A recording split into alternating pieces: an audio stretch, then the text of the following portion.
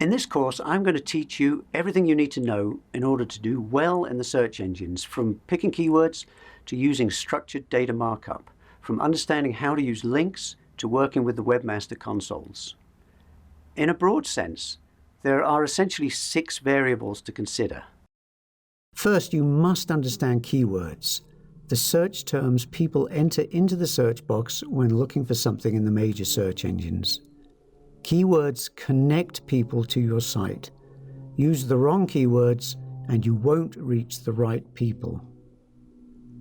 Then there's content, the stuff on your website. This generally means text, though we'll also be discussing images and video.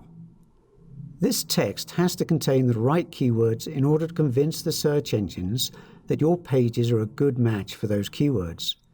You need to know what kind of content is helpful and how much, and how it should be formatted to be readable by the search engines. You may have heard the term "content is king." I'll be explaining why this phrase is complete nonsense, yet at the same time content is incredibly important. Then there's optimization, and this is related to just how and where you place your keywords into the content, the kind of coding you'll use for the content, and so on. You want the search engines to find the right keywords in the right kind of content in the right places and within the right coding. Next, submissions. How do you submit your site to the search engines so they index the site? No, you won't be using one of those "pay us $100 to submit your site to 1,000 search engines" scams. These days, submissions is all about making sure you have links so that the search engines can find your site, and submitting an XML sitemap through the search engine webmaster consoles. Don't worry, you'll learn all the details in this course. Then there's links.